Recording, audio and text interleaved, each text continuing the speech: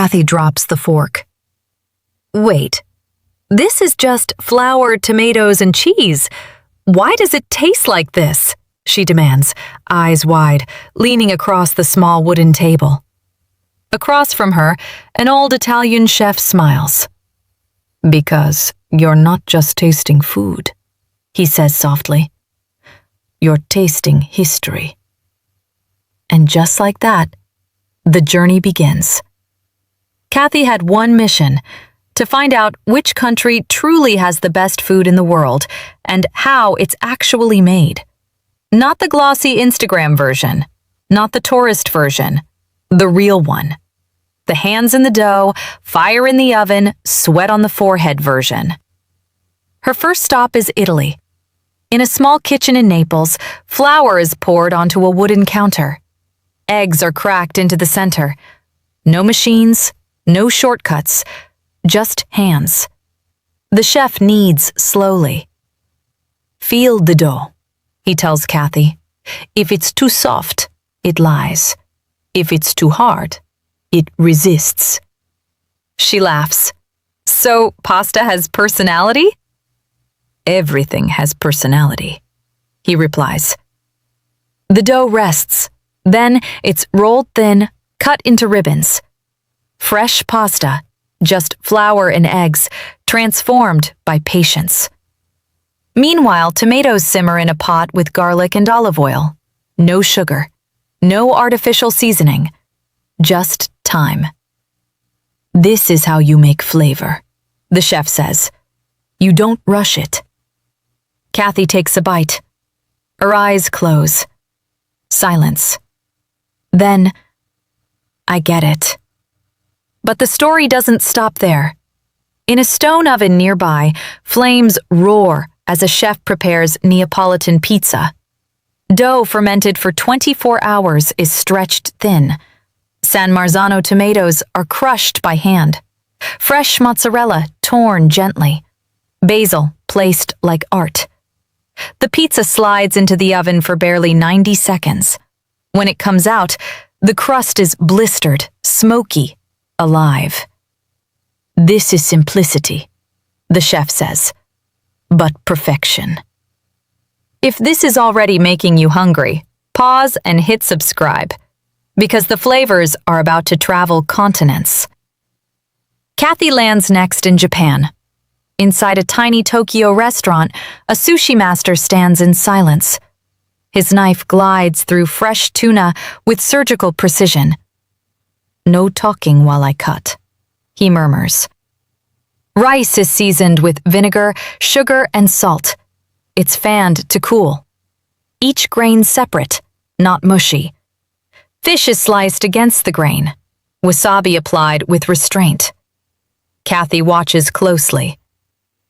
It looks simple. It takes 10 years to make it look simple, the master replies. She tastes it. Clean, balanced, precise. How is it so fresh? She asks. Respect the ingredient, he answers. Don't hide it. Now the debate grows louder in her mind. Italy brings warmth and family. Japan brings discipline and precision. Which one wins? Then she flies to Mexico. The air smells of toasted chilies and corn. A grandmother presses masa dough between her palms. Tortillas puff on a hot comal. Slow-cooked meat simmers with cumin, garlic, and dried peppers. This recipe is older than me, the woman says proudly. Cathy watches as layers of flavor build, chilies soaked, blended, strained. Sauce thickens. Tacos assembled with onions, cilantro, lime. She bites in. Explosion. Spice, smoke, citrus, heat. She coughs, laughs, wipes tears from her eyes. This is alive! The grandmother grins. Food should wake you up. Now the tension rises. Italy's romance, Japan's precision, Mexico's boldness. The comment section in Cathy's imagination is already on fire. But she's not done. In India, spices bloom in hot oil, cumin seeds popping, onions caramelizing, ginger and garlic sizzling. A cook stirs a rich curry slowly. Turmeric stains everything gold. Spices must be layered, he explains. Too early, they burn. Too late, they don't speak.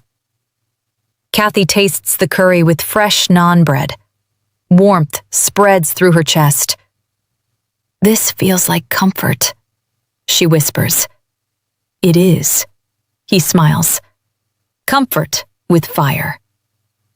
She realizes something powerful. The best food isn't just taste. It's story, it's technique, it's emotion. Halfway through her journey, she turns to the camera.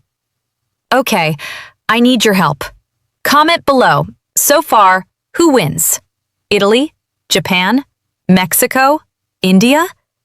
Don't just watch. Join the debate. Because this isn't just about food. It's about identity.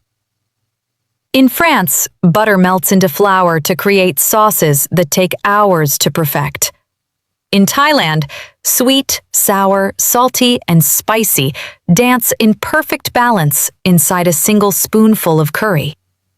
Each country whispers the same message in different accents. This is who we are. Back in Italy, Cathy sits at a long Sunday table. 3 generations pass plates of pasta. Laughter erupts. Arguments spark and fade. Bread tears. Wine pours. In Japan, a sushi master bows after serving a single piece. In Mexico, music plays as tacos are shared on the street. In India, families eat with their hands, connecting touch to taste. Cathy finally speaks. The best food in the world isn't about ranking. It's about passion. It's about how it's made. Slow, intentional, with love. But she leans closer to the camera. If I had to choose one that feels like home, like history, like something that wraps around you. She smiles. You might have to watch till the next episode. Because the truth is, the world's greatest cuisines aren't fighting each other. They're inviting you in. If this journey made you hungry, inspired, or emotional, hit that like button right now. Drop your country in the comments and defend it proudly. And subscribe for more deep dives into cultures that feed not just the body, but the soul. Because somewhere in the world tonight, someone is kneading dough, slicing fish, roasting spices, or flipping tortillas. And they're not just making food. They're making heritage. Cathy doesn't board the plane home yet. Instead, she stands in a busy food market, watching different cultures collide in one place. Italian olive oil beside Indian spices. Japanese knives beside Mexican chilies. The air is loud, alive. She turns to the camera again. Here's what shocked me, she says. The countries with the best food don't chase complexity. They chase perfection in the basics. She walks back into an Italian kitchen one last time. The chef lifts a spoon of slow-cooked ragu. Taste again, he insists. She does. Still just tomatoes, meat, garlic, she says slowly. And thyme, he interrupts. Thyme. In Japan, rice is washed again and again until the water runs clear. Respect the rice, the sushi master had said. If you don't respect the rice, nothing works. In Mexico, chilies are toasted carefully, not burned. Too much heat and you lose the soul, the grandmother warned. In India, spices bloom in oil before anything else touches the pan. Wake them up first, the cook explained. Technique, patience, emotion. That's the pattern. Cathy sits quietly for a moment, thinking about what makes food unforgettable. It's not just flavor, it's the ritual, the repetition, the pride. She remembers asking the Italian chef, "What happens if someone rushes the dough?" He looked almost offended. "Then it's not ours anymore." Food, she realizes, is ownership, identity on a plate. The debate inside her grows louder. Italy gave her warmth and nostalgia. Japan gave her precision and discipline. Mexico gave her bold passion. India gave her layered comfort. How do you even rank that? She asks the camera. You can almost hear viewers arguing already. This is where the story escalates emotionally, because Cathy realizes something deeper. Countries known for the best food aren't necessarily the richest or the most modern. They are the ones that protect their traditions fiercely. She recalls a French chef in France saying, "Sauce is everything. If you ruin the sauce, you ruin the dish."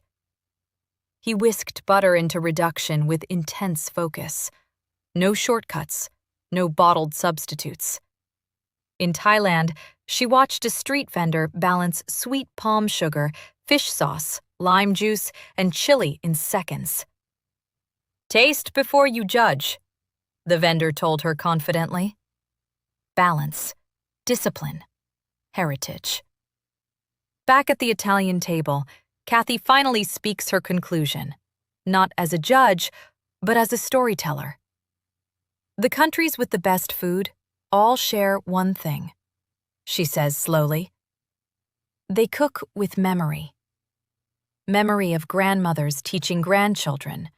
Memory of war times when ingredients were scarce, but creativity wasn't. Memory of land, climate, and survival. She leans closer. It's not about who wins. It's about who feels. But then she smiles mischievously.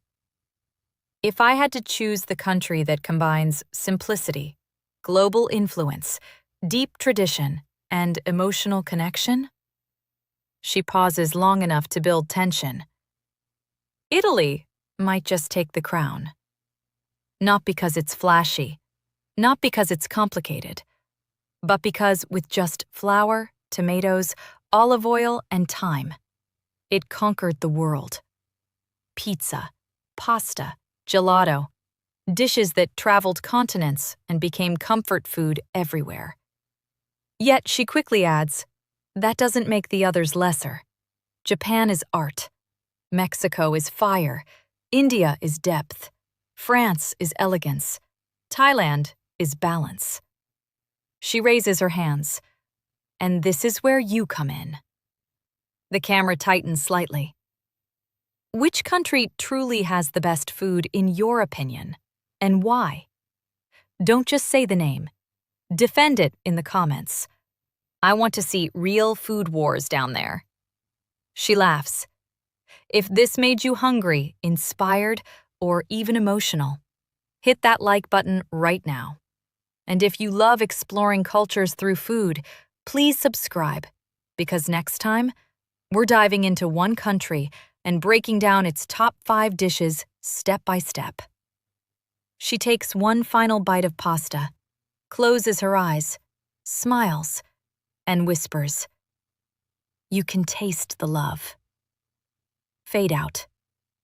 Because in the end, the best food isn't just about how it's made. It's about who made it and why.